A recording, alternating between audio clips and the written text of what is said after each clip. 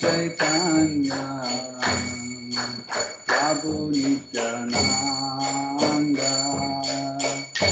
Shri Advaita Gadadhara Shivasadi Gaura Bhattavinda Jai Shri Krishna Chaitanya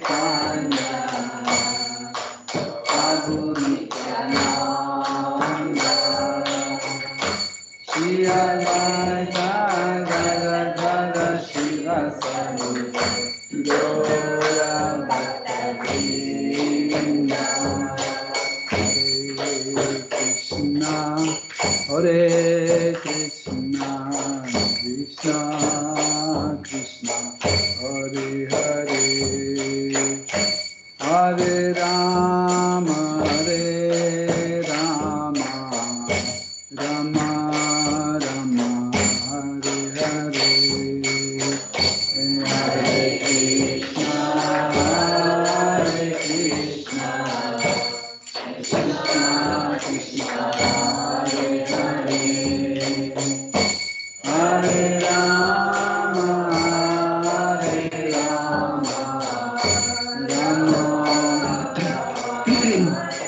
Rama Hare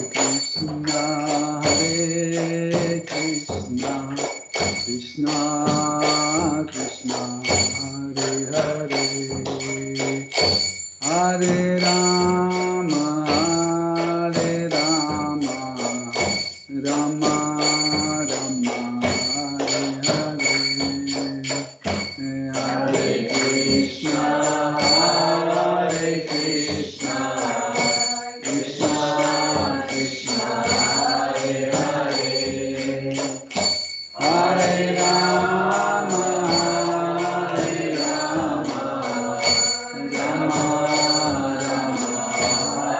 Hare Hare Krishna Krishna Krishna Hare Hare Hare Rama Rama Rama Hare Hare Hare Krishna Krishna Krishna Hare Hare Hare Rama Rama Rama Hare Hare Hare Krishna Krishna Krishna Hare Hare Hare Rama Rama Rama Hare Hare Hare Krishna Krishna Krishna Hare Hare Hare Rama Rama Rama Hare Hare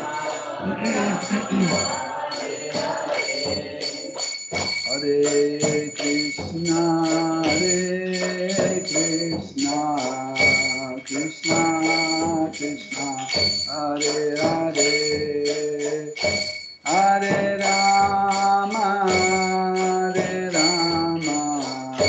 Rama Rama Hare Hare Hare Krishna Krishna Krishna Hare Hare Hare Rama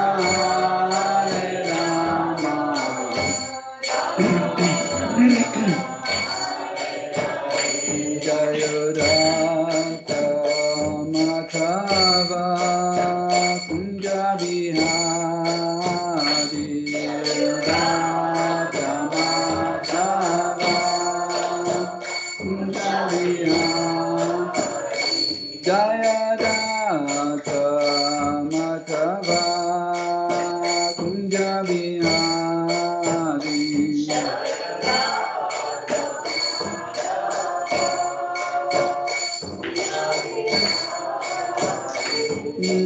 Gopi Janavala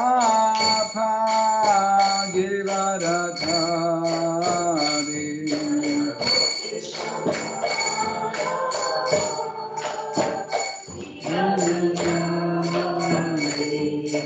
Gopi Janavala Giridharadhari Gopi Janavala Giridharadhari Yasodanandana Vraja Janaranjana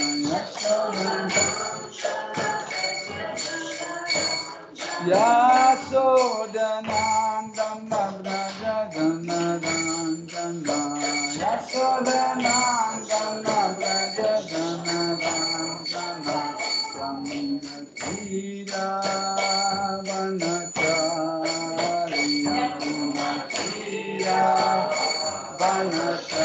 Vanachari Yamunatira Vanachari Yamunatira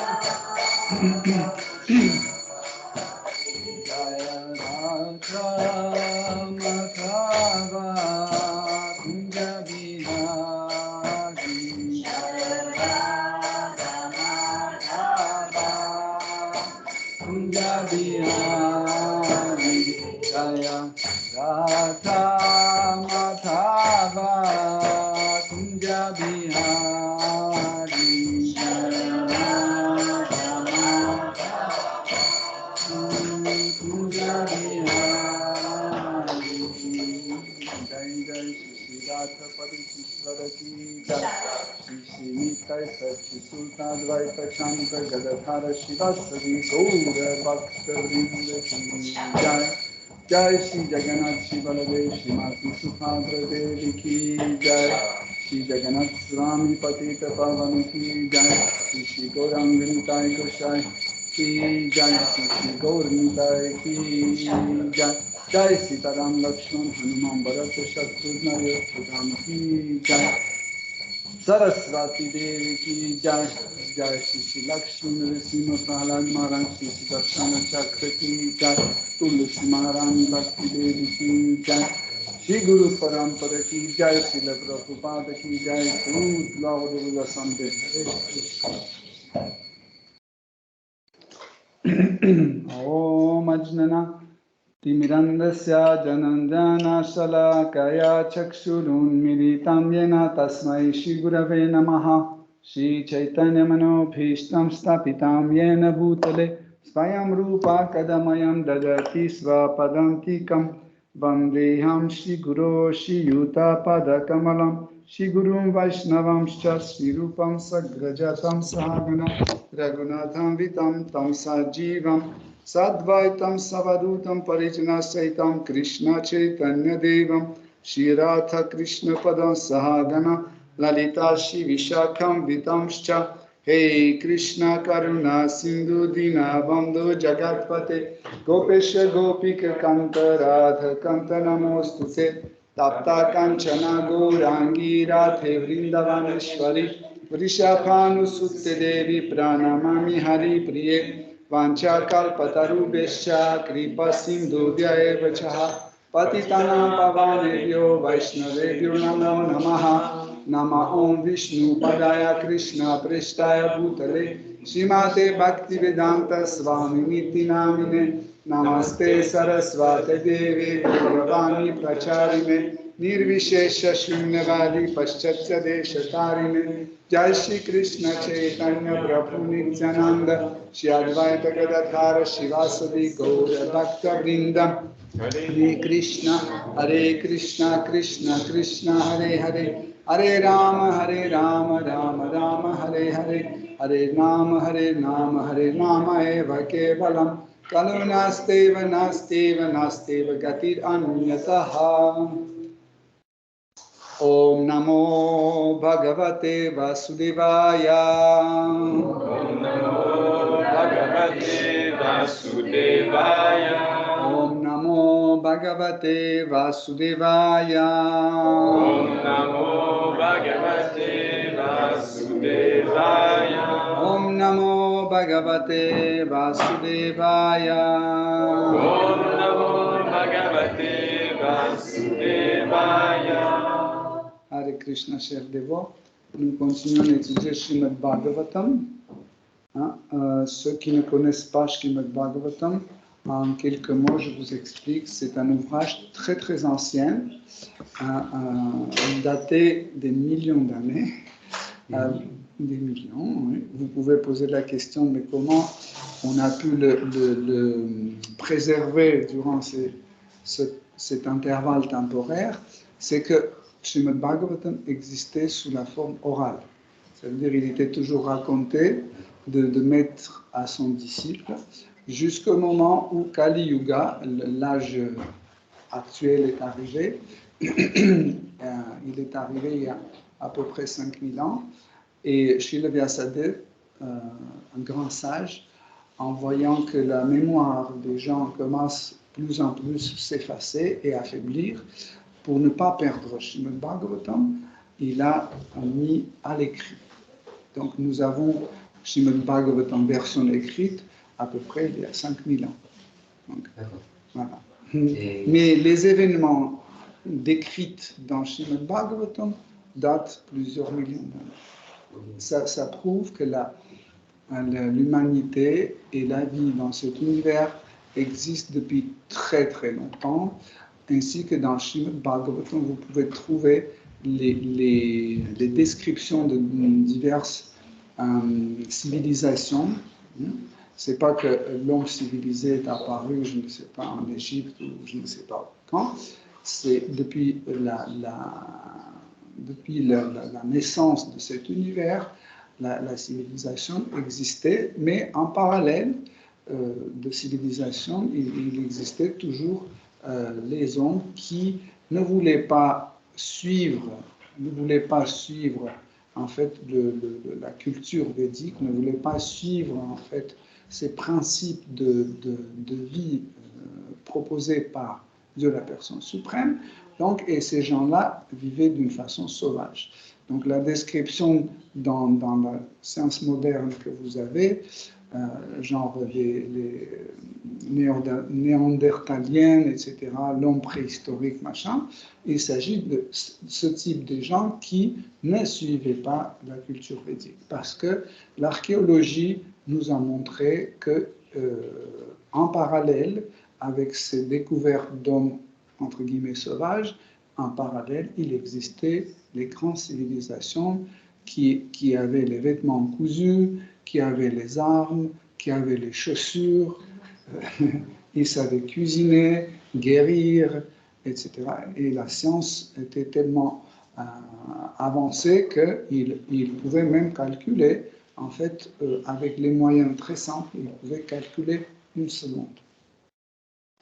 Voilà. Donc, nous sommes dans un épisode où Maharaj Prithu reçoit les instructions de la part de la personne suprême, Shri Vishnu. Donc, l'homme a besoin de recevoir les instructions. Pourquoi? Parce que nous ne pouvons pas naître et tout de suite être qualifiés. N'est-ce pas? Par exemple, imaginez, vous êtes né et tout de suite, vous connaissez toute la mathématique, sciences physiques, l'astronomie, vous savez déjà cuisiner, parler, courir, travailler sur l'ordinateur. Non. Donc, pour apprendre tout ça, vous avez besoin des instructions. Même les instructions, on peut diviser en plusieurs parties. Les instructions concernant le corps grossier, les instructions qui concernent le corps subtil. Le corps subtil, c'est le mental, intelligence et le faux ego. Donc, tous les trois ensemble font le corps subtil. Donc, on peut recevoir les instructions concernant le corps subtil, ainsi que nous pouvons recevoir les instructions concernant l'âme, ou autrement dire, les instructions spirituelles. Donc, si nous ne recevons pas ces instructions, nous commençons à faire notre propre expérience. Expérience personnelle, mais le problème que nos sens ne sont pas parfaits, donc automatiquement, l'expérience sera imparfaite. N'est-ce pas? Par exemple, le matin, vous regardez le ciel bleu, tout lisse, il n'y a pas de nuages, etc. Et vous faites une expérience en disant que voilà, ça c'est le ciel, il est bleu clair et il n'y a pas des étoiles. Il n'y a pas d'étoiles dans le ciel. Donc, et vous, comme un scientifique, vous notez. Donc, à midi, le ciel est bleu, clair et il n'y a pas d'étoiles. Vous constatez. Et puis la nuit arrive, vous regardez, le ciel devient noir et il y a plein d'étoiles. Et vous dites, mais à minuit, le ciel est plein d'étoiles et le ciel change la couleur. Mais en réalité, c'est une fausse expérience, en fait, sur laquelle nous ne pouvons pas baser. Pourquoi? Parce que les étoiles sont là à midi, sauf qu'on ne les voit pas. À cause de la lumière, on ne les voit pas. Donc, autrement dit, nos sens ne pouvons pas cueillir une expérience très exacte. Donc, c'est très approximatif et fautif. Mais celui qui a l'essence parfaite, il peut nous fournir une information 100% juste et parfaite. Donc, qui est cette personne qui a l'essence parfaite? C'est le Seigneur suprême, Shri Krishna. Donc, par exemple, vous pouvez voir une personne qui a l'essence beaucoup plus avancée que les vôtres. Mais il y a quelqu'un qui a l'essence encore plus avancée que celui-là. Et encore l'autre qui est encore plus avancé. Mais la personne qui est la plus avancée avec ses sentiments, dont les capacités n'ont pas de limite. Okay? Par exemple, mes capacités de voir ou entendre ont des limites. Mais les capacités de Krishna sont illimitées. Il peut entendre et voir sans limite. Okay? Il est omniscient, il est omniprésent, omnipotence, etc. etc. Ok? Oui. Est-ce qu'il est tout puissant? Hein? Est-ce qu'il est tout puissant? Bien sûr. Donc, s'il y a des questions, vous les gardez. On aura, il n'y a pas de problème. On aura beaucoup de temps pour les questions et les réponses. Ok? Donc, autrement dit, si on reçoit les instructions de la part du Seigneur suprême, ce sont les instructions parfaites. Okay? Donc, mais nous avons une lignée disciplique où Krishna donne ses instructions à quelqu'un et celui-là, il transmet ses instructions à son disciple. En son tour, ce disciple, il transmet cette instruction à son disciple. Et comme ça, par cette lignée, nous avons reçu cet enseignement qui vient directement de la part de Shri Krishna. Autrement dit, si nous avons un maître spirituel authentique qui nous donne les instructions, c'est égal comme si on reçoit les instructions directement de la part de Shri Krishna. Okay? Donc aujourd'hui, nous sommes dans l'épisode où Prithu Maharaj reçoit les instructions de la part du Seigneur suprême en direct.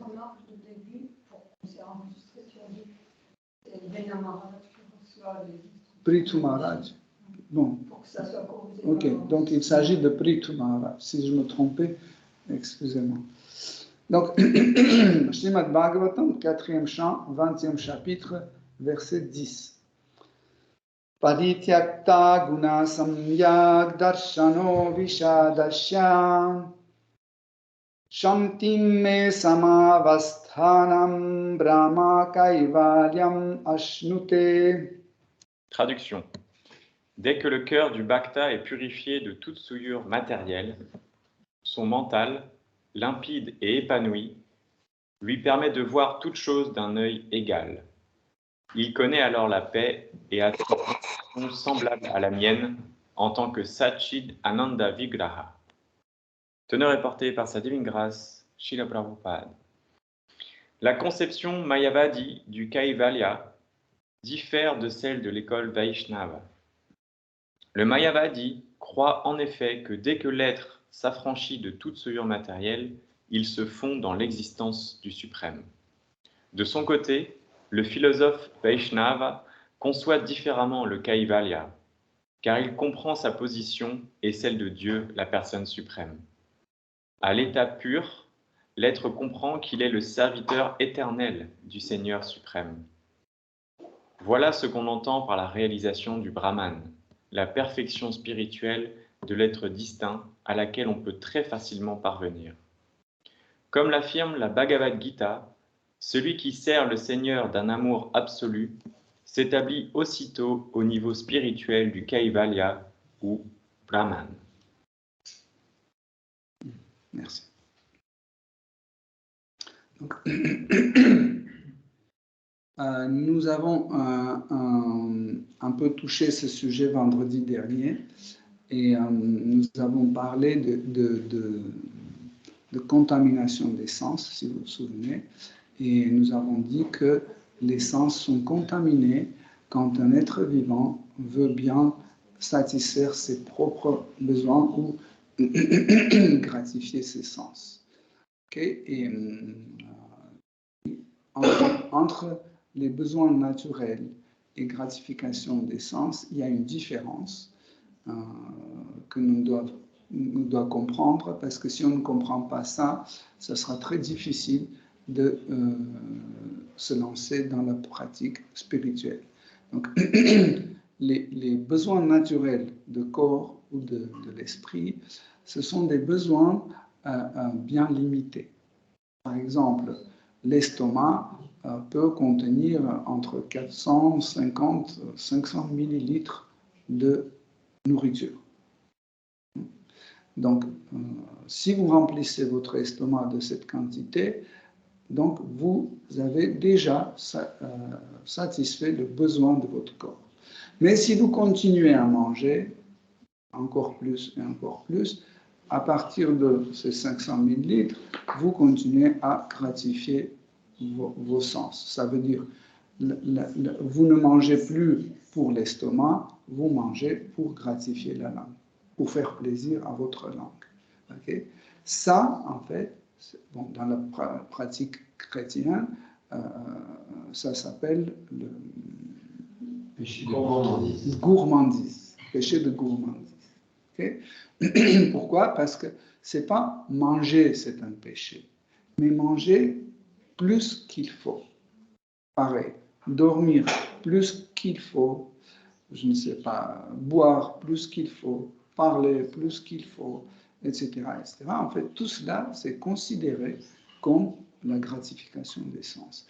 Pourquoi? Parce que vous voulez jouir de l'occasion d'existence des objets des sens.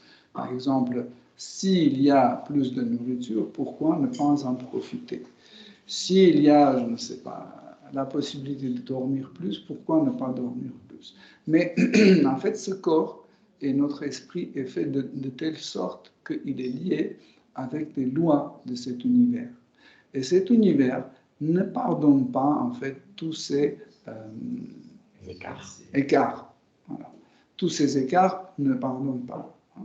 Et chaque fois, il y a un problème qui apparaît après la gratification des sens. Soit cette gratification des sens se passe au niveau de corps grossier, soit mental ou intellectuel, toujours il y a un problème qui la suit. En fait, on abîme notre corps. C'est comme une machine. Hein. Par exemple, si la machine est prévue pour travailler au régime continu, je ne sais pas, 2 heures, après il faut l'éteindre, on n'éteint pas, ça commence à s'abîmer. Ou si c'est écrit qu'il faut travailler ne pas dépasser, je ne sais pas, 40 degrés, on arrive à 50, ça explose, etc. Donc, Pourquoi? Parce que cet univers est, est fait de telle façon qu'il a une nature unie. Je ne sais pas si vous avez bien remarqué, Seigneur Vishnu, dans ce verset, il dit que, en fait, celui qui observe ce monde matériel avec ses sens purs, il peut comprendre la nature unie de toute l'existence. Okay? Qu'est-ce que ça veut dire, la nature unie de cette existence? C'est que cette existence est liée. Chaque élément de cette existence que vous pouvez observer est lié l'un avec l'autre. Il n'y a même pas une molécule qui peut agir d'une façon indépendante. Okay? Celui qui comprend ça, il ne prétend pas d'être libre. Hein? Par exemple, il y a des gens naïfs qui disent bah, bon, moi je suis libre, je peux faire ce que je veux, quand je veux, etc. Mais posez la question, est-ce que vous êtes assez libre pour ne pas manger? Est-ce que vous êtes assez libre pour ne pas dormir? Est-ce que vous êtes assez libre pour ne pas respirer? Donc, nous devons comprendre que cette liberté nous est accordée par Seigneur suprême dans certaines circonstances selon notre karma. Le karma, le mot karma veut dire action et réaction. Parce que action et réaction, les deux sont actions. Sauf que karma, comme action, c'est ce que je fais aux autres. Et réaction, dans l'idée de karma, c'est ce qu'on me fait à moi, que les autres font à moi. Donc, ce principe, les deux types d'actions, okay, font le principe de karma. Et nous ne pouvons pas échapper ce principe de karma si nous agissons dans ce monde matériel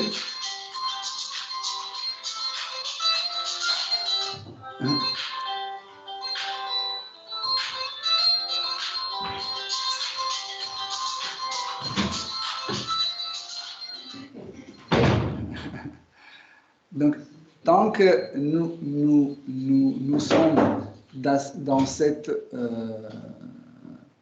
ce système de karma, en fait, nous ne pouvons pas échapper, en fait, les réactions qui suivent nos actes, nos actions. Ok? Donc, ici, Prithu Maharaj reçoit les instructions en expliquant, en fait, que la bonne pratique, on appelle ça en sanskrit, on appelle sadhana, la bonne pratique peut purifier nos sens et élargir en fait notre mental et notre intelligence, élargir à tel point que nous pouvons observer la nature unie de l'existence. En fait, comment cette nature est unie? Par quoi? Cette nature est unie par les lois qui viennent de Seigneur suprême. Et ces lois-là ne sont pas ni réfléchies ni décidées. Par exemple, dans un pays comme la France, le gouvernement, avec les députés, ils s'assoient et ils commencent à réfléchir et voter telle ou telle loi. Après, cette loi rentre en vigueur et les gens commencent à suivre cette loi. Mais Seigneur suprême, il n'invente pas les lois, il ne réfléchit pas les lois sortent de lui par une simple méthode spontanée. Comme par exemple, quand il y a le feu qui s'allume, okay, le feu ne prend pas une décision, dit désormais je vais brûler les autres. Non. Il ne va pas prendre une décision, voilà, je vais arrêter de répandre la chaleur. Je vais brûler, mais vous n'aurez plus de chaleur. Non. C'est en fait, ces facultés d'origine qui se répandent, n'est-ce pas? Dès que le feu commence à brûler, tout de suite, on a tous ces aspects qui se manifestent. La chaleur, la lumière, le bruit, le fumée, l'odeur, etc. etc. On voit tout de suite toutes ces manifestations. Okay? Et le feu ne prend pas les décisions, il ne manifeste pas une loi selon laquelle ces actes ces aspects vont agir. Okay? C'est naturel. Pareil, en fait, Dieu ne s'assoit pas quelque part sur les nuages pour prendre des décisions. Voilà, maintenant on va faire telle loi ou telle loi. Non. Automatiquement, de son corps émanent toutes les lois, toute la sagesse et toute la créativité de ce monde. C'est naturel. Okay? Souvent, quand on dit à quelqu'un que Dieu, il crée cet univers, Dieu, il contrôle cet univers, tout de suite, l'homme commence à penser comment il le fait. Il doit avoir plein d'ordinateurs, comme ça, il doit cueillir les données de tous les êtres vivants qui sont dans cet univers, mais en réalité, en fait, toutes les lois qui existent, ils émanent de son corps. Et en fait, ce qui répand cette loi, c'est les diverses énergies qui émanent de son corps. Chaque énergie du Seigneur suprême, c'est une forme de loi qui agit. Prenons par exemple l'énergie matérielle. L'énergie matérielle qui est très accessible à nous tous. Par exemple, vous touchez quelque chose, vous goûtez quelque chose, vous sentez quelque chose. Donc, ça veut dire que vous avez l'accès à tous les aspects de l'énergie matérielle. Okay? Mais qu'est-ce que c'est cette énergie matérielle? C'est une des énergies du Seigneur suprême. Mais en fait, cette énergie, en se manifestant, elle impose ses lois automatiquement. Par exemple, la loi de karma. La loi de karma est imposée par cette énergie. Par exemple, il y a une autre énergie, Yoga Maya Shakti, qui est manifestée dans le monde spirituel. Mais là-bas, elle impose une autre loi, mais pas la loi de karma. Parce qu'elle n'a pas, dans sa nature, elle n'a pas cette faculté pour imposer dans le monde spirituel, imposer la loi de karma. Okay? Autre chose, par exemple, la même énergie matérielle, dans le monde matériel, impose la loi de temporalité. Vous voyez que chaque chose dans ce monde matériel est temporaire. Et vous savez que dès qu'il y a quelque chose qui est apparu, aujourd'hui, un jour, ça va disparaître. C'est la loi. Alors, d'où vient cette loi? Ça vient d'une façon spontanée de la part de l'énergie matérielle. Okay? En fait, j'ai donné juste cet exemple pour que ce soit clair comment Seigneur suprême agit. C'est pas, encore une fois, c'est pas un vieux barbu qui est assis sur les nuages et il fait des calculs et il dit voilà, il faut punir celui-là, mais lui, il faut récompenser, etc. Non. Ça se fait automatiquement à travers les énergies parce que ces énergies même, ils sont les porteurs des lois automatiquement. Et l'homme ne peut pas s'imposer à ces lois. Pourquoi? Parce que son corps appartient à la même énergie. Parce que, par exemple, mon corps, il est fait de la même énergie que l'énergie matérielle. Mon esprit ou mon corps subtil est fait de la même énergie matérielle.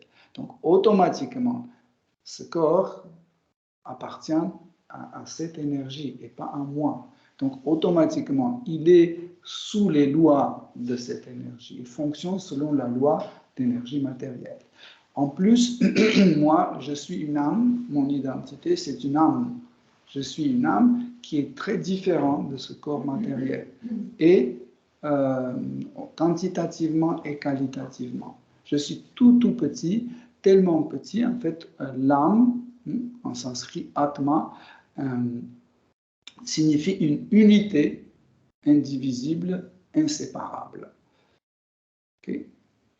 Et qui est la plus petite. Pourquoi indivisible? Parce qu'il est déjà tout petit et cette unité est un individu.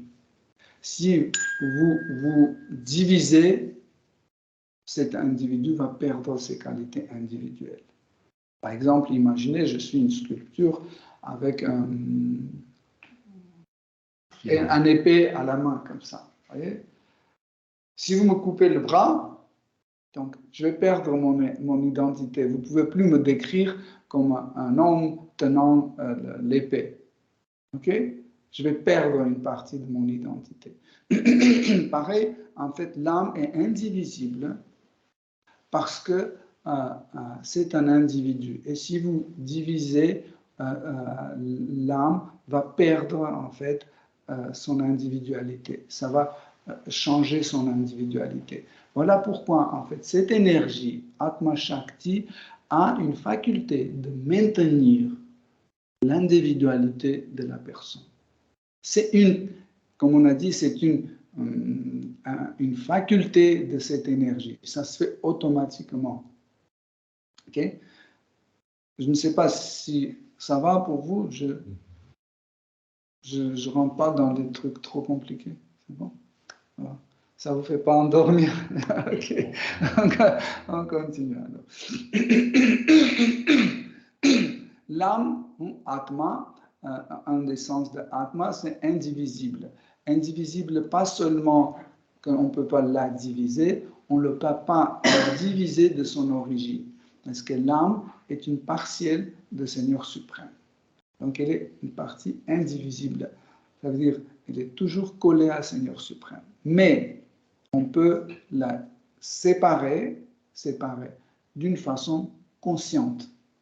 Mais on ne peut pas couper le lien et son intégralité avec Seigneur suprême.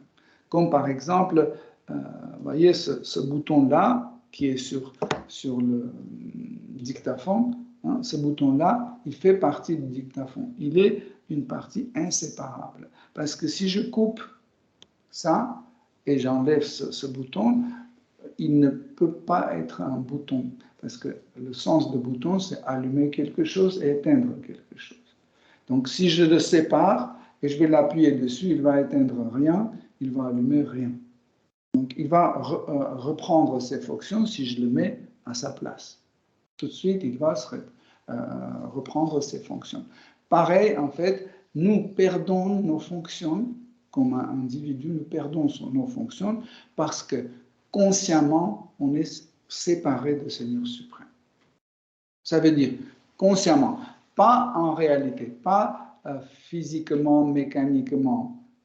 Non, on est lié toujours, parce que si on n'est pas lié au Seigneur suprême, nous ne pouvons pas exister. Parce que nous sommes une énergie, et l'énergie a la source. Hein? Donc, s'il n'y a pas de source, pas d'énergie. Si on coupe nos liens complètement, hein, physiquement, on coupe notre lien de Seigneur suprême, notre existence va s'arrêter. Comme là, vous avez la lumière parce qu'il y a l'électricité. Si vous coupez le lien entre l'objet qui manifeste cette énergie et la source, il n'y aura plus de lumière. Okay? Mais pareil, l'âme, en fait, elle est toujours liée à Seigneur suprême. C'est pour ça qu'elle profite de toute chose qualitative et quantitative, bien sûr, que le Seigneur suprême lui donne. Et dans ce verset, Seigneur Vishnu, il dit que, en fait, quand l'homme comprend cette entité des choses, que toutes les choses sont liées par moi, donc il comment on peut dire ça en français? Il devient comment? Paisible? Comment c'est? Comment c'était? Là, Il devient? Il connaît alors la paix. Oui, paisible. Oui. Ok. Donc, donc, à cette étape-là, quand il a cette compréhension à travers sa conscience, donc il devient paisible et son être devient Sat Chit Ananda Vigraha. Donc, et Seigneur suprême, et Sat Chit Ananda Vigraha, et l'être vivant est aussi Sat Chit Ananda Vigraha, si il est conscient de tout ce que nous avons bien décrit. Donc, qu'est-ce que ça veut dire Sat Chit Ananda Vigraha? Donc, c'est la forme, parce que Vigraha, en effet, c'est une forme. Le mot Vigraha veut dire la forme et veut dire le corps. Le corps et aussi veut dire ce qu'on peut voir, consommer, concevoir, voir, concevoir, et ce que nous pouvons, avec lequel nous pouvons rentrer en contact. Okay? Par exemple, vous me voyez, donc je dois être Vigraha, accessible à vos sens. Okay? Donc, mais en fait, ici, c'est écrit que on atteint cette étape de Sat Chit Ananda Vigraha, ça veut dire cette forme ou ce corps devient Sat Chit Ananda. Qu'est-ce que ça veut dire Sat?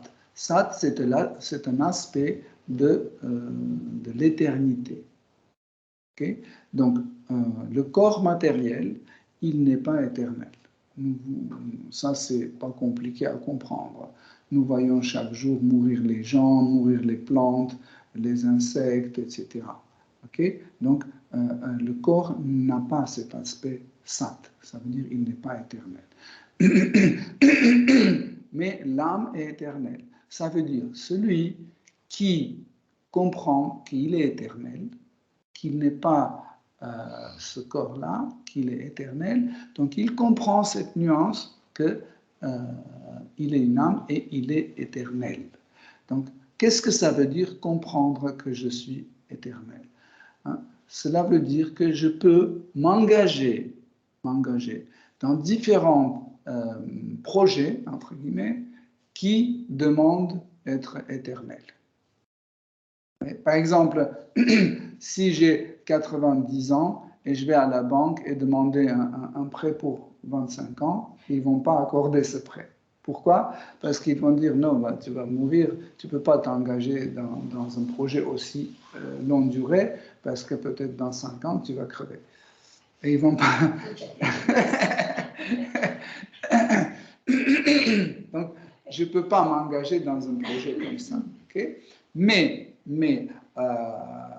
je peux m'engager dans la vie spirituelle, je peux m'engager dans relation avec le Seigneur suprême, parce que j'ai toute une éternité pour développer ce projet. Okay? Je peux m'engager dans ce genre de trucs.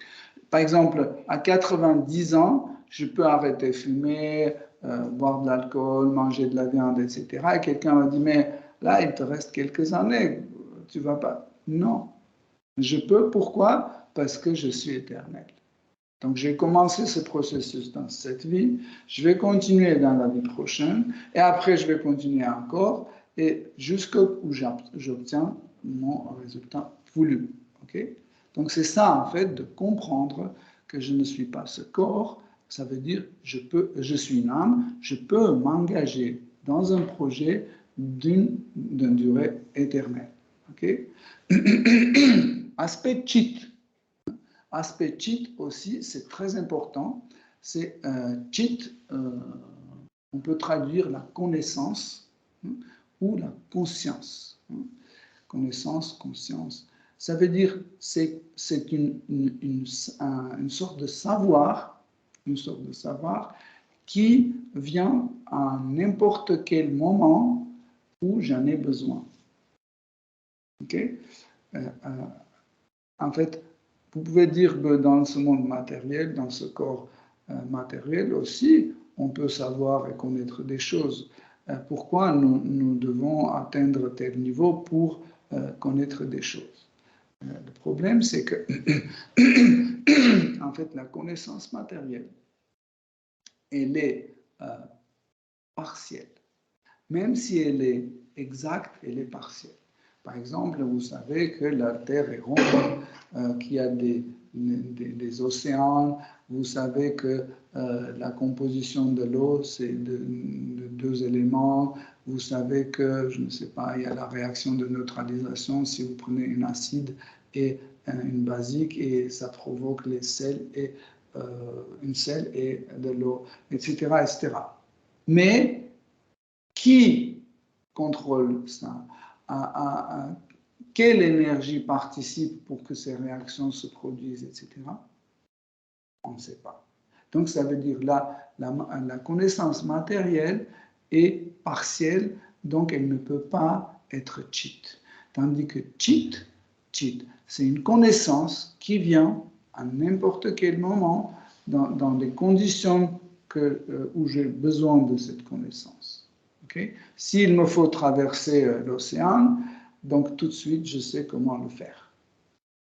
Okay? Ça, c'est cet aspect cheat. Ce n'est pas juste une connaissance acquise, c'est une connaissance manifestée. Vous voyez la différence? C'est une connaissance manifestée. Okay? Donc, ça, on a parlé de ça, cheat. Et troisième aspect, en fait, où celui qui atteint le niveau décrit précédemment, qui peut bénéficier aussi cet aspect ananda. Ananda veut dire la félicité. Donc, souvent les gens ne comprennent pas qu'est-ce que ça veut dire la félicité. Pour la plupart des gens, la félicité, c'est le bonheur, l'état de bonheur. On pense que voilà, là j'ai acheté une voiture, ou j'ai un bon salaire, j'ai acheté un super appartement, ça c'est la bonheur, ça c'est un ananda. Non, parce qu'en fait, chaque chose considérée comme une chose qui va nous apporter du bonheur, en fait, en même temps, il nous apporte la souffrance. Mais parce que nous sommes sous l'influence de l'ignorance, et l'ignorance est une des facultés de cette énergie matérielle, donc nous ne voyons pas que en fait, cette chose qui nous apporte la bonheur, en même temps, nous apporte la malheur ou la souffrance. Okay? Pourquoi? Parce qu'en fait, cette énergie qui nous influence, appelée l'ignorance ou tamas, crée une sorte d'illusion. Et l'illusion, des fois, nous permet de voir des choses partiellement sans voir le reste, ou sans voir la continuité de cette chose. Par exemple, nous sommes tellement contents que nous avons acheté une nouvelle voiture, elle est belle, elle brille, elle est très confortable, etc., etc., mais ça nous a augmenté la facture. Okay? Donc, je suis obligé de travailler plus, rester au travail plus pour gagner plus d'argent. Après, quand je rentre tard, ma femme m'engueule en disant où tu étais. Et après, je dois justifier que je travaille et je ne suis pas, je ne sais pas, dans les cafés, etc. Donc, et ça apporte en même temps des souffrances. Si vous pouvez, avec une tête, un mental bien contrôlé, bien tranquille, voir qu'en fait, tout ce qui est considéré comme bonheur, vous allez voir que chaque bonheur apporte aussi la souffrance. Par exemple, nous achetons un appartement, on dit, waouh, c'est super, waouh, 50 mètres carrés, les vitres double protection, machin, etc. Et après, on dit, oui, mais il faut déplacer cette cloison parce que la porte s'ouvre à gauche ou à droite, et après on déplace, et après, oui, il faut changer l'électricité. Et tout de suite, il y a absolument, il y a toujours une souffrance qui arrive avec. Donc, il y a milliers de milliers d'exemples. Donc, la félicité, appelée Ananda, la félicité est différente de cette sensation de bonheur. Qu'est-ce que c'est la félicité? La félicité, c'est un état constant. C'est un état constant de la satisfaction de l'être vivant. Et cet état constant ne peut pas être dérangé, interrompu, modifié, influencé par quelque chose de l'extérieur. C'est pour ça que ça s'appelle Ananda, qui est félicité. Ça veut dire, vous êtes malade ou pas malade, vous avez de l'argent ou vous n'avez pas de l'argent, je ne sais pas, vous êtes vieux ou jeune, etc. Toujours cet état d'Ananda reste constant. Okay? Et en fait, l'état d'Ananda, ou cette sensation de félicité, n'a rien à voir avec le corps matériel. Vous voyez? En fait, peu importe l'état de corps matériel, l'Ananda toujours elle est toujours disponible et c'est Ananda qui en fait maintient l'état mental ou sentimental de l'être vivant. Donc, comme ça, nous avons brièvement décrit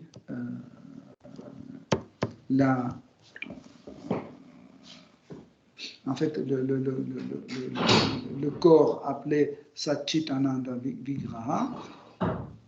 Vigraha, et Seigneur suprême dit, Seigneur Vishnu dit qu'en fait, comme ça, cette personne qui atteint ce niveau-là, il a une identité qualitative, une unité qualitative avec moi. Ça veut dire, tout ce que Seigneur suprême a comme qualité, en fait, cette personne atteinte de cette qualification, il peut aussi avoir. Ça veut dire, nous avons une ressemblance qualitative.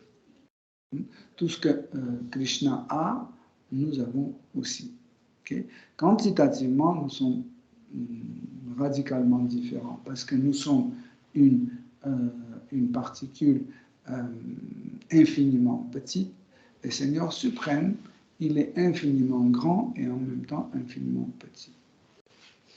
Vous voyez? En fait, car il est l'absolu, il peut être comme Seigneur suprême, il peut se manifester infiniment grand et comme Atma, comme âme, il peut se manifester sous la forme infiniment petite.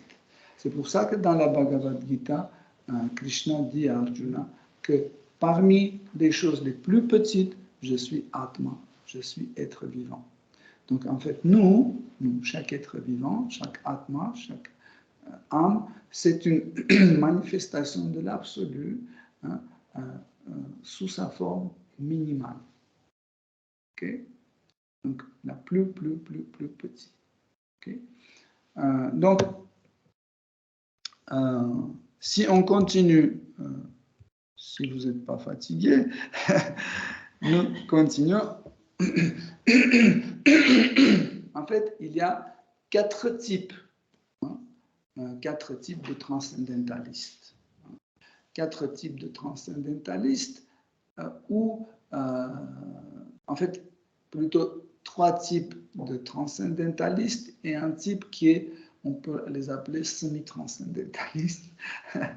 C'est des karmis, gyani, yogis et les Vaishnavas. Donc, il y a 4 types. Donc, les karmis, on peut les appeler semi-transcendentalistes. Pourquoi? Parce qu'en fait, les karmis veulent jouir ce monde, mais avec la permission du Seigneur suprême. Donc, ça veut dire qu'ils veulent avoir quelque chose pour eux-mêmes, mais que cette chose soit donnée par Seigneur suprême. Ils ne veulent pas séparément. Ils veulent que Seigneur suprême donne ce qu'il leur faut, comme il faut, pour qu'il n'exagère pas, pour qu'il ne tombe pas dans l'exagération, etc. Donc, pour que ce soit dans les règles. Ça veut dire, ils veulent gratification des sens réglementée. En général, les Vaishnavas souvent utilisent le mot karmi pour les pécheurs, c'est faux. Normalement, karmi veut dire celui-là qui veut gratifier ses sens d'une façon réglementée, okay? Accordée avec le point de vue du Seigneur suprême. Mais les Vaishnavas disent que même ça n'est pas considéré comme pratique en service dévotionnel. C'est pour les Vaishnavas, c'est aussi un péché. Que pour les Vaishnavas. Donc, quel est le principe d'un karmi? En fait, il suit les règles et les prescriptions.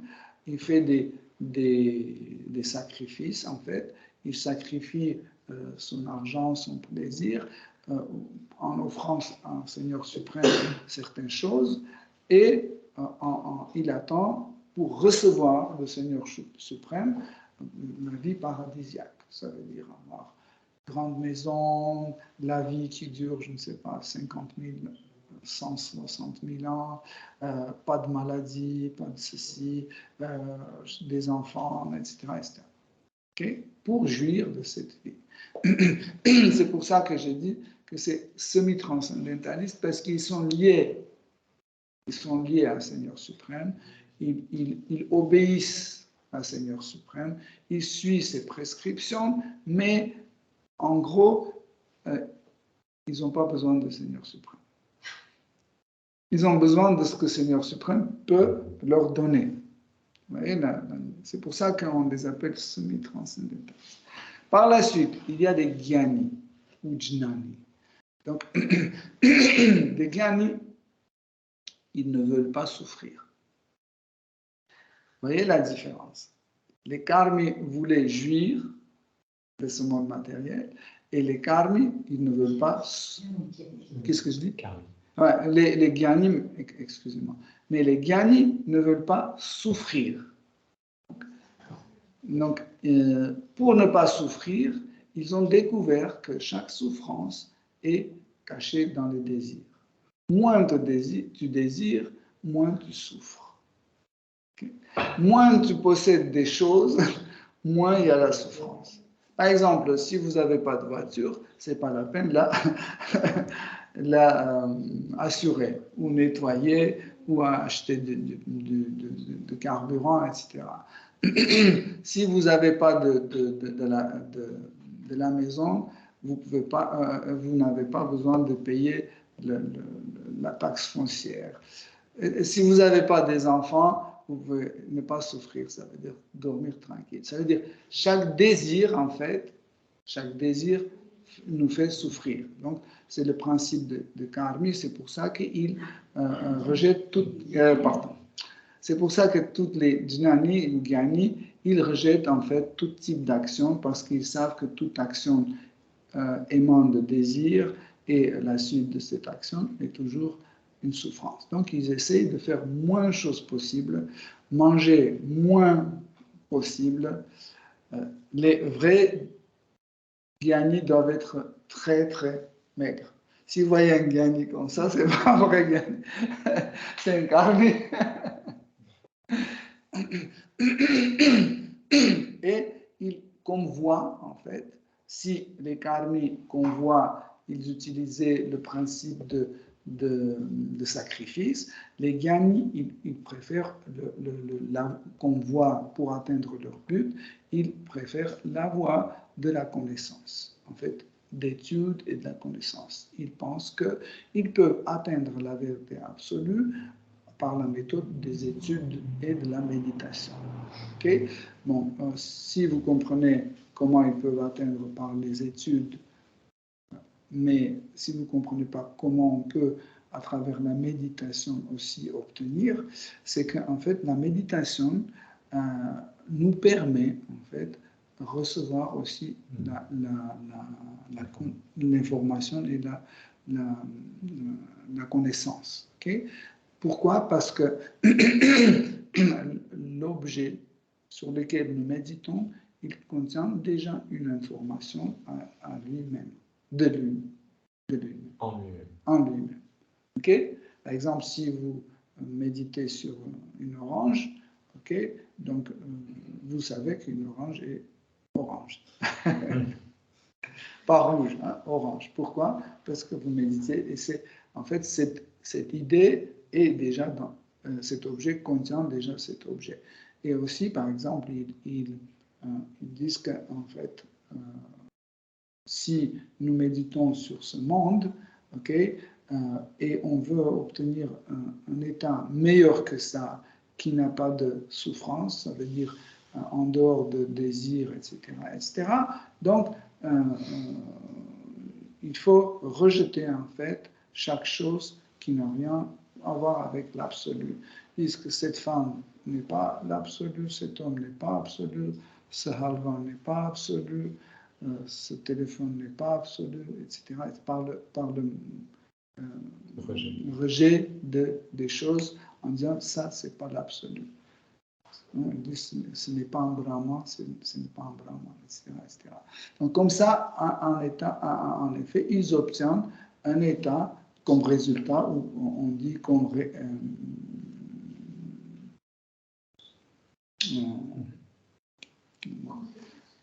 comme réalisation, en fait, comme réalisation, ils obtiennent un état ou une situation dans le Brahman impersonnel, dans la radiance de Brahman impersonnel, où ils peuvent goûter un type d'ananda, hein, appelé Brahmananda. Okay? La félicité de Brahman impersonnel. Parce qu'ananda, la félicité, a différents types. Il existe différents types d'ananda, de félicité. Là, cette félicité, appelée Brahmananda, elle est la félicité qui vient de Brahman impersonnel. Donc, elle est privée, cette ananda, cette félicité, privée de la diversité. Par exemple, à partir du moment quand vous commencez à la goûter, c'est toujours la même. C'est la particularité, en fait, de cet ananda. Elle n'augmente jamais, elle ne diminue jamais, elle est toujours constante, la même. Okay? Par exemple, il y a d'autres types d'ananda. Okay? Il y a bhavananda, il y a premananda, etc. Il y a plein d'autres ananda, plein d'autres types de félicité. Okay? Troisième type de transcendentalistes, appelés les yogis, en fait, ils ne veulent pas, en fait, ils veulent et le premier et le deuxième, ça veut dire qu'ils veulent jouir de ce monde et ne pas souffrir de ce monde, mais à travers la puissance mystique. Ça veut dire qu'ils veulent avoir la puissance mystique pour pouvoir gérer en fait leurs affaires par eux-mêmes. Par exemple, il fait très froid, je fais tac et hop, j'ai chaud. Okay? Ou par exemple, je ne sais pas, tout le monde veut manger un gâteau, mais il n'y a rien, il y a la crise économique, etc. Et il n'y a pas de gâteau, et moi je fais comme ça. Et le gâteau arrive, et je commence à le manger. Okay? Ça veut dire, je veux les deux, mais pour que moi, je puisse gérer moi-même par mes puissances mystiques. Okay? Là, c'est les yogis. Et le dernier type de transcendentalistes, appelés les Vaishnavas, en fait, c'est ceux qui, le mot Vaishnav, ça veut dire ceux qui adorent Vishnu, okay? Ou ceux de Vishnu. Okay? C'est ceux qui ont des relations particulières avec le Seigneur suprême, une relation personnelle. Hein? Pourquoi? Parce qu'ils veulent avoir une relation d'amour. Et l'amour, c'est un lien personnel. Okay? Qu'est-ce que ça veut dire? Bon, je ne veux pas rentrer dans le sujet d'amour parce que c'est très vaste, mais il veut avoir un type de relation d'amour. Et dans ce type de relation, en fait, le Vaishnava, en fait, il sait que tout ce qu'il a, c'est la miséricorde du Seigneur suprême. La souffrance, la joie, la maladie, la richesse, tout ce qu'il a, c'est une miséricorde spéciale du Seigneur suprême. Okay? Donc, comme ça, en effet, il obtient un ananda appelé Premananda, ça veut dire la félicité qui vient de l'amour. Et cette félicité est considérée comme la plus pleine parce que vous avez tout ce que les précédents transcendantalistes avaient comme la réalisation. Eux-mêmes, ils peuvent bénéficier tout type d'ananda. Ok. Bon, Hare Krishna. Excusez-moi si j'ai donné une conférence trop compliquée. Non, ça va. Okay. Si vous avez des questions,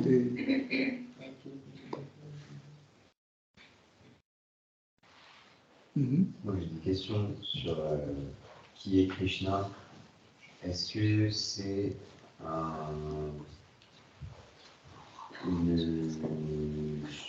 plutôt une forme d'énergie qui conceptualise un concept, ou est-ce que c'est vraiment un être incarné, un être vivant qui a vécu de là à là et incarné? Comment tu t'appelles? Asmita. Asmita.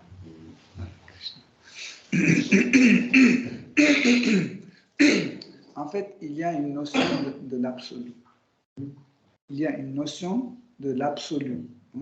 Absolu, ça veut dire il doit avoir tout. Tout ce que nous pouvons imaginer, pas imaginer, accessible, non accessible, positif, négatif, grand, petit. Donc, c'est l'absolu. Absolu, c'est l'idée de celui qui doit contenir tout en lui-même. Tout.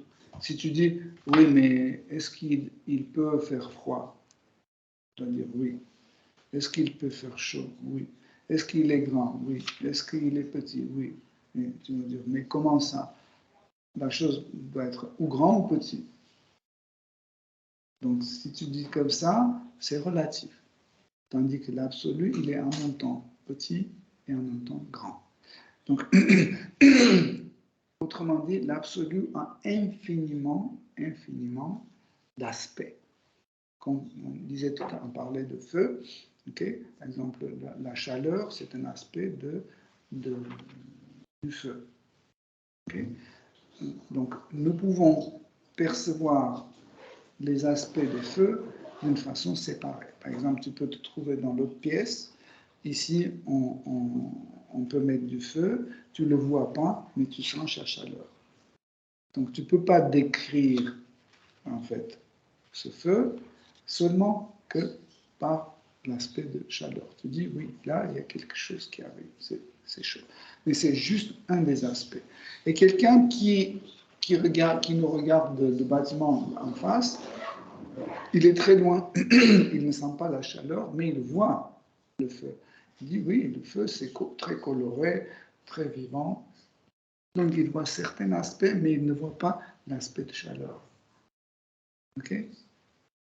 Voilà la différence. Et quelqu'un qui est derrière ce mur, il ne voit ni le feu, ni aucun aspect. OK? Donc, pareil à l'absolu, il y a infiniment d'aspects.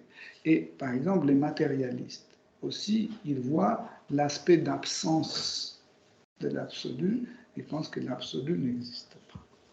Pourquoi? Parce que être absent, c'est encore un des aspects de l'absolu. Présence, c'est notre aspect. Donc, il y a infiniment d'aspects. Et Krishna, c'est un de ces aspects. OK? Parce que c'est un sujet très compliqué. J'essaie de vraiment structurer pour que tu comprennes. Donc, l'absolu peut être perçu sous la forme d'une idée, d'un concept. Para. Ça s'appelle para. Hein? C'est ce qu'on disait. Donc il est omnipotence, omniprésent, etc., etc. Il est le plus petit, le plus grand. En fait, cette description, c'est para. Okay? Para, ça veut dire, c'est le concept de l'absolu. Nous ne pouvons pas, en fait, entrer en relation avec cet aspect parce que cet aspect est conçu.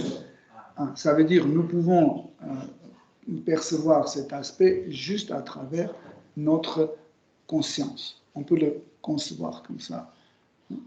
À travers notre conscience, on peut comprendre que voilà, ça existe comme ça, mais nous ne pouvons pas rentrer avec lui dans une relation. Impossible.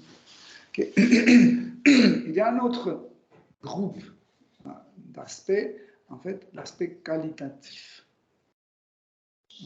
Vyuha, appelé Vyuha. En fait, cet aspect qualitatif peut se manifester sous différentes formes avec lesquelles on peut saisir avec nos sens. En fait, cet aspect Vyuha, en fait, nous peut donner des différentes énergies. Par exemple, l'énergie de chaleur, de conscience, de vision, de vie, etc. C'est des aspects qualitatifs. Ensuite, il y a un autre aspect qui vilasa. C'est un aspect de divertissement. En fait, l'absolu peut se divertir en prenant telle ou telle forme. Et une de ces formes qui se divertit, c'est la forme de Shri Krishna. Okay?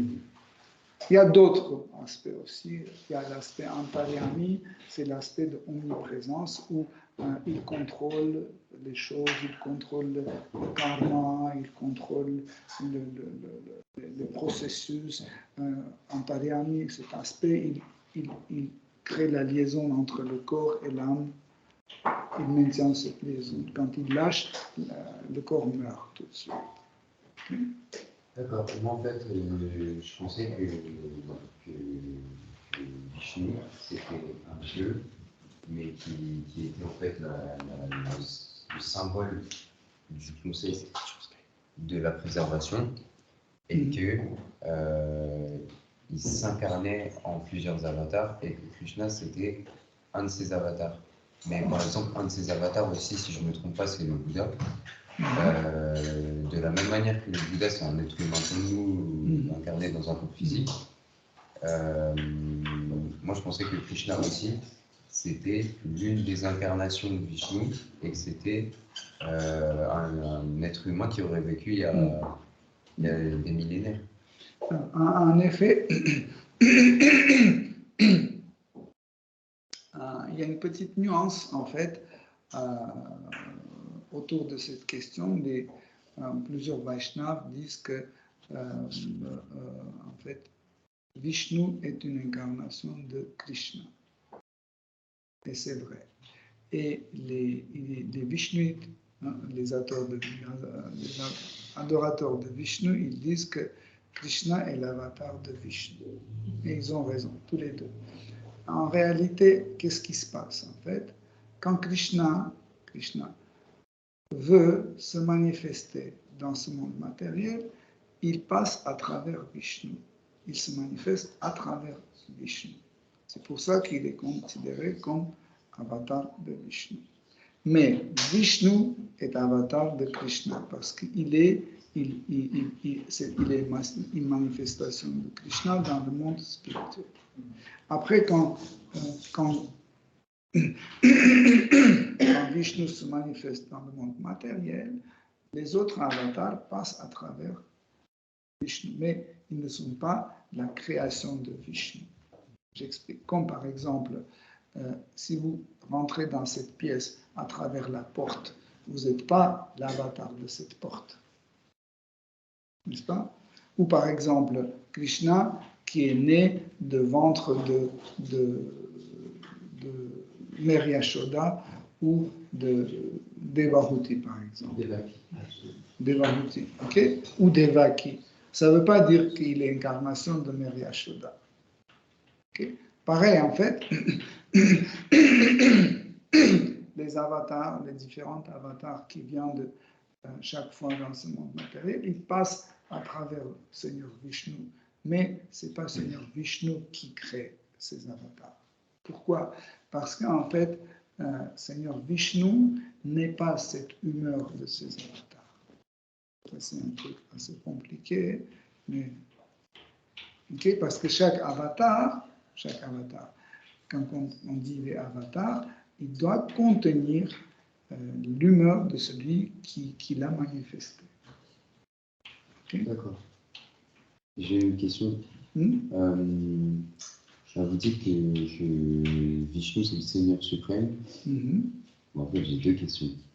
Déjà, la première, c'est quand, au tout début, je vous avais demandé s'il était tout-puissant. En fait, moi, à chaque fois qu'on parle d'une entité extérieure à nous, toute puissante, comme Dieu chez les chrétiens, et là, pour moi, s'il y a toute puissance inclus dedans, moi, je me demande pourquoi il ne fait pas en sorte que tous les êtres atteignent l'éveil immédiatement. Parce que s'il est tout puissant et qu'il ne le fait pas, ça veut dire qu'il n'est pas bienveillant. Je pense qu'il n'est pas tout puissant. Je pense que c'est une entité fondamentalement plus évoluée que nous, mais pas tout puissant.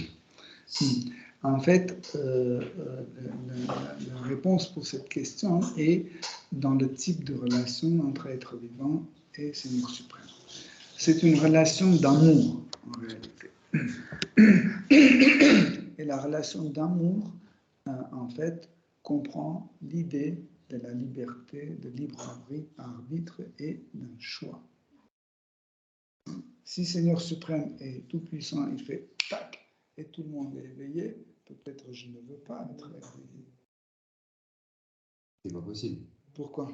Parce que regarde combien des êtres vivants qui sont dans les cafés en train de fumer et boire, ils disent nous on ne veut pas être éveillés. C'est très cool comme ça. Non, parce que pour moi l'éveil c'est la fin définitive de la souffrance et il n'y a personne qui a envie de souffrir. Bah, c'est pour toi, mais pour eux ils disent on ne souffre pas. Non, moi j'en cool. Je pense que plus ou moins consciemment, mais même je sais pas, une bactérie, n'importe quelle petite forme de vie, oui. Toutes ces actions, c'est pour éviter la souffrance. Oui, mais en fait, parce que en fait, tu es sur une étape qui est une étape d'existence, surmonter l'étape d'animal. En fait, tu te places plus haut que l'animal. C'est pour ça que tu te poses ce genre de questions sur l'absolu, etc.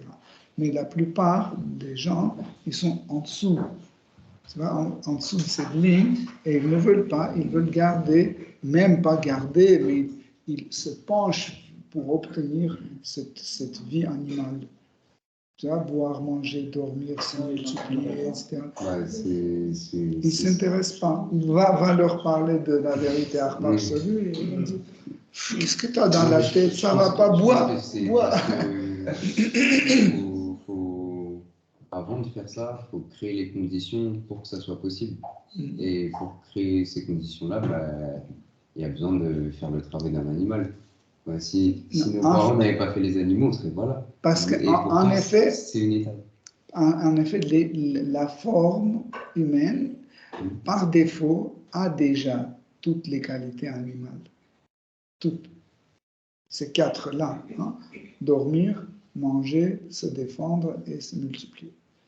Donc, ces quatre fonctions, et déjà des fonctions animalières, comme n'importe quel animal, l'homme contient. Mais seulement la forme humaine qui a, par défaut, la possibilité de s'intéresser ou poser les questions sur la vérité absolue. Les animaux, les insectes, ils n'ont pas ça. Ok? Par défaut, ça existe. Mais, Seigneur suprême, il peut faire comme ça et tout le monde sera éveillé, mais ça sera contre leur volonté. et contre leur volonté, moi, ça veut moi, dire moi, pas je suis d'amour. d'accord, mais je considère que, en gros, c'est comme si, comment dire, c'est comme si j'interdisais à un enfant de ne pas jouer avec le feu. Un peu. En gros, je lui retire son libre arbitre, mais c'est parce qu'il est dans l'ignorance. Donc, Voilà, on peut regarder aussi de ce point de vue, mais aussi qui a dit que la voie d'éveil n'est pas devant nous. C'est devant nous. Par exemple, Krishna dit, voilà, sois éveillé, je te donne. Mais pour cela, laisse tomber, par exemple, les cigarettes, la viande, etc. Je dis, mais non, s'il te plaît, est-ce que je peux garder la viande et en même temps être éveillé? Justement, ça, c'est pas l'éveil. Parce que si vous n'avez pas envie d'abandonner quelque chose, mais que vous devez l'abandonner voilà, pour arrêter ça veut dire l'éveil. de Voilà, l'éveil est toujours disponible pour chacun d'entre nous, est toujours disponible. C'est nous qui ne voudrons pas. Il suffit juste d'ouvrir et prendre. Mais on ne veut pas, parce qu'on dit, oui, je préfère l'autre frigo, là il y a d'autres choses. Juste pour aller dans ton sens, Dieu, la personne qui est toute puissante, aime en fait les êtres conditionnés.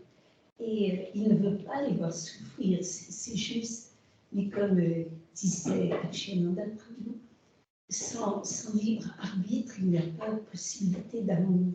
Alors pour les aider, il envoie des êtres éveillés régulièrement dans plein de traditions différentes pour justement les aider à s'éveiller, à avoir un autre amour. Et ces êtres essaient de répandre cet intérêt, même si les gens n'ont pas, de différentes manières, en distribuant cet amour pour Dieu. D'accord. Tu vois, par exemple, tu veux bien être éveillé, n'est-ce pas? Je pense que c'est en fait, quand j'ai commencé à réfléchir au but de la vie, c'est la seule réponse que j'ai trouvée, c'est que le but de la vie, c'est d'atteindre l'éveil. Oui, et pour ça, par exemple, en suivant les instructions de Krishna, on peut te proposer, par exemple, viens chaque soir pour écouter les conférences.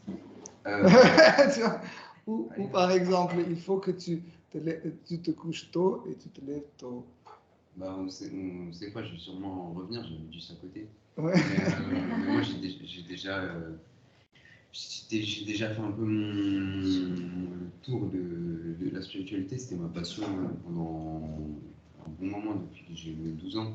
Mais j'ai fait un peu le tour des manières de faire, de toutes les traditions un peu partout dans le monde. Et là, je suis sur le Vajrayana et le yoga. Donc, en effet, Srimad Bhagavatam, qu'on est en train d'étudier, c'est l'ouvrage le plus complet qui touche tous les sujets. Tous les sujets et touche tout type de pratique, explique toutes les pratiques. En même temps, il y a une analyse comparative entre tout type de pratiques spirituelles qui... Okay. Et nous faisons des études suivies. Donc, tu peux venir chaque soir, sauf samedi. Et dimanche, c'est le matin, à 10h, comme tu es venu aujourd'hui. Et comme ça, tu peux progresser assez rapidement, parce que tu sauras ce qu'il faut faire et ce qu'il ne faut pas faire. Ce qui va t'aider à avancer spirituellement et ce qui te retarde.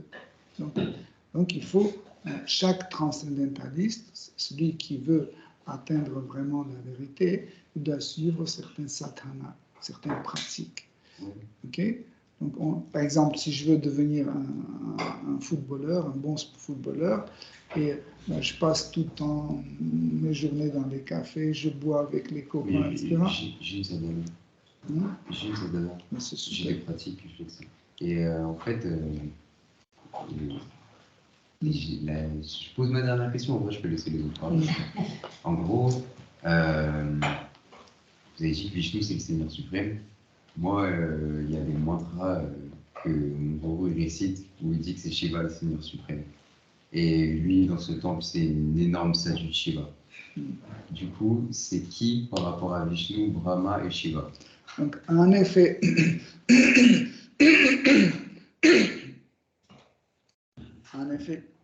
Shiva, c'est une manifestation de Vishnu. Okay? Il n'est pas différent de Vishnu, mais c'est une autre forme de Seigneur Vishnu. Brahma, c'est une autre manifestation de Vishnu, mais c'est une manifestation appelée Shakti-Avisha. Ça veut dire c'est un être vivant, mais qui est doté de pouvoir de Seigneur suprême.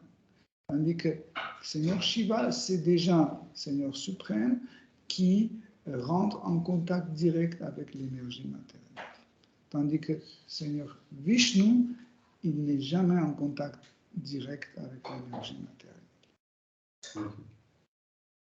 Merci. Moi, j'étudie la Bhagavad Gita, je lis un peu tous les jours, et là, je suis au chapitre 5, celle de Prabhupada telle qu'elle est. Et il insiste souvent sur le fait d'approcher un maître spirituel authentique de la ligne disciplique pour vraiment comprendre. Mais moi, j'aimerais savoir comment je pourrais approcher un maître spirituel dans un pays comme la France. En fait, l'idée de maître spirituel est bien décrite dans les Védas et dans la tradition Vaishnava. Le maître spirituel, ce n'est pas celui-là qui arrive et qui vous sort un papier sur lequel il dit « Regardez, je suis un maître spirituel authentique, voilà, vous pouvez me suivre ». Non. Srila Rupa Goswami, il dit qu'en fait, chaque personne peut devenir maître spirituel s'il est dévoué au Seigneur suprême, s'il contrôle, il contrôle ses sens, son mental, sa langue, ses génitaux, etc. Donc ce genre de personne peut être un maître spirituel et prendre des disciples partout. Donc si vous rencontrez une personne qui peut vous parler de Krishna de telle façon que pour vous tout est compréhensible, si cette personne contrôle ses sens, donc vous pouvez le considérer comme votre maître spirituel et le suivre. C'est ça le principe. Okay. Et aussi, j'ai une autre question. Il y a plusieurs commentateurs de la Bhagavad Gita. Moi, j'ai lu, enfin, je ne l'ai pas fini, mais je lis que celle de Prabhupada. Est-ce que vous connaissez d'autres commentateurs qui, pour vous, semblent cohérents? Oui, en fait, tous les maîtres Vaishnavas de notre Sampradaya, ainsi que nous avons 3 d'autres Sampradayas, en fait, il y a 4 lignées de descendants des Vaishnavas dans le monde, et tous les 4 viennent de Seigneur suprême. Okay? Et ils ont tous des bons commentateurs de la Bhagavad Gita. Tous les 4. Dans notre lignée, nous avons Vishwanath Chakravarti Thakur, Baladeva Vidyabhushana, Bhaktisiddhanta Saraswati, il y en a beaucoup. D'accord, merci.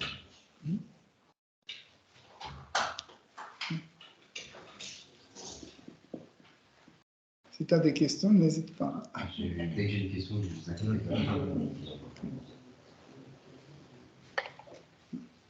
En réalité, en revenant sur ta question, c'est vrai que sans maître spirituel, nous ne pouvons pas avancer.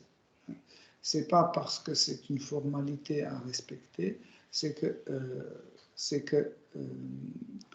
par exemple, nous ouvrons la Bhagavad Gita, on la lit, et puis il y a des endroits où on ne comprend pas. Donc, qu'est-ce qu'on doit faire? S'il n'y a pas un maître spirituel, je vais inventer une réponse. Je vais interpréter par moi-même. Okay? Même, par exemple, les teneurs et portées de Prabhupada, ce sont des teneurs et portées générales, pour tout le monde. Okay? Il n'a pas écrit pour elle ou pour lui, c'est pour tout le monde. Okay? C'est très générique. Nous, on peut comprendre beaucoup à travers les commentaires de Srila Prabhupada. Mais quand on commence à faire des études profondes, il faut un gourou qui va expliquer selon notre état particulier, par exemple, selon ton intelligence, tes capacités physiques, mental, etc. et au niveau de ton degré d'avancement spirituel. Okay? Il dit, voilà, là, tu dois comprendre ça, c'est comme ça, c'est comme ça, parce que les shastras touchent le sujet transcendantal. Le sujet transcendantal concerne l'absolu. Et l'absolu, comme on a décrit dès le départ, il a des choses radicalement contradictoires. Okay? Des fois, vous pouvez rencontrer dans les textes des écrits védiques, vous pouvez rencontrer des textes complètement contradictoires. Et vous allez dire, donc, tout ce que c'est écrit ici, c'est n'importe quoi, parce que là, ils disent le yaourt est rouge, et là, le yaourt est blanc. Alors, il est rouge ou blanc. Les shastras disent qu'ils sont et rouges et blancs. Okay? Mais ils expliquent comment ces deux choses peuvent coexister ensemble. Pour cela, il faut un guru qui va expliquer. J'ai deux autres questions. La première question, quand vous parlez de corps subtil, corps mental, etc., est-ce que vous parlez des Maya Kosha, des 5 Maya Kosha? En fait, si on parle de Maya Kosha, donc le premier, c'est corps grossier, c'est Anna Maya Kosha. Anna veut dire la nourriture. Okay? Donc ce corps grossier, il est composé de la nourriture. C'est-à-dire tout ce que nous mangeons, ça se transforme en ce corps. Et la qualité et la fonctionnalité de ce corps, en fait, peut beaucoup dépendre de la nourriture que nous consommons. Okay? Maya veut dire illusor, mais aussi ça veut dire la miséricorde ou la bénéfice ou le bénéfice. Le bénéfice. Okay? Donc, en fait, et kosha, c'est une couche ou enveloppe. Okay? Donc, une enveloppe, en fait, qu'on bénéficie à travers de la nourriture. Okay? Par la suite, il y a les autres, par exemple, comme Mana Maya Kosha. Je suis calé. Tu connais le reste. Ouais. Voilà. Donc, en fait, à part Anna Maya Kosha, c'est le corps grossier, les autres sauf Ananda Maya Kosha, font la partie du corps subtil. Et Ananda Maya Kosha, c'est la partie du corps spirituel. Moi, mon gourou, il avait dit que sur les 3 premiers, c'était du physique, que le 3e, c'était de l'énergie, mais physique, mais plus subtil, que le 4e, c'est un corps de transition, et je crois que c'est Vilina Maya Kosha. Il a dit qu'il n'est ni physique ni non physique, et Ananda Maya Kosha, il a juste dit que c'est totalement non physique, et que quand on touche cette dimension du corps, on appelle Ananda Maya Kosha parce que l'état dans lequel on rentre tout de suite, c'est la béatitude. En fait, je ne sais pas dans quel contexte et comment il t'a expliqué. Donc, si on reprend comme ça, donc Anna Maya Kosha, en fait, c'est le corps construit de la nourriture. Okay? La nourriture a 5 éléments. La terre, l'eau, feu, air et l'espace. Okay? Donc, par la suite, en fait, il y a les 3 autres, en fait, il y en a plusieurs, mais on distingue en gros ceux qui animent ça. Parce que sans les suivants, le corps Anna Maya Kosha ne peut pas être animé. Donc, un des animateurs, c'est le mental. Mana Maya Kosha. Mental, c'est une substance matérielle, mais subtile. Mais en fait, on a une division entre le corps grossier et le corps subtil. Pourquoi? Parce que le corps subtil peut exister sans corps grossier, tandis que le corps grossier sans corps subtil ne peut pas exister. C'est pour ça qu'on divise en deux. Okay? Et 3e division, c'est on divise l'âme, parce que l'âme peut exister sans corps grossier et sans corps subtil. Et l'âme, c'est Ananda Maya Kosha. En fait, Ananda Maya Kosha, c'est la manifestation de l'âme. le corps manifesté en fait. Le corps. Étape par étape, j'en suis pas là. Et la deuxième question, c'est en fait, il y avait un livre que je cherchais depuis longtemps et il est introuvable. En fait, c'est des Védas qui sont introuvables, à part certains critiques d'ailleurs Védas. Mais est-ce que vous savez où on peut avoir la Dharmana Veda? En fait, ce que je te conseille, pour ne pas avoir des connaissances un peu fragmentaires par ici, par là, ce que je te conseille de prendre la Bhagavad Gita et commencer à étudier la Bhagavad Gita. Parce que la Bhagavad Gita donne la connaissance la plus parfaite, la plus structurée, en fait, de la philosophie et de la spiritualité. On l'appelle la quintessence de la philosophie et de la spiritualité. Parce que étape par étape, parce que dans la Bhagavad Gita, Krishna, étape par étape, en fait, donne la connaissance spirituelle et philosophique pour que tu puisses graduellement monter. Tandis que quand on prend ce livre-là, un peu de ci, un peu de là, un peu de là, un peu de là, c'est fragmentaire et il y a un amalgame, il y a un chaos dans la tête. Moi, ce que je te conseille, étudie et les soirs, on a les conférences sur le Bhagavad Gita, lundi, mardi et jeudi, on a les conférences sur le Bhagavad Gita, comme ça tu peux venir et note les questions que tu as, comme ça tu peux poser et on peut te donner les réponses. Ça, comme ça, tu peux être assuré que ton éducation spirituelle est bien, et pas comme ça, chaotique, tu sais. D'accord. Vous, c'est du bâti, Oui. Ok. Hare Krishna, Srimad Bhagavatam ki jai, Srila Prabhupada ki jai, Srila Glavadevas Assemblée, Hare Krishna.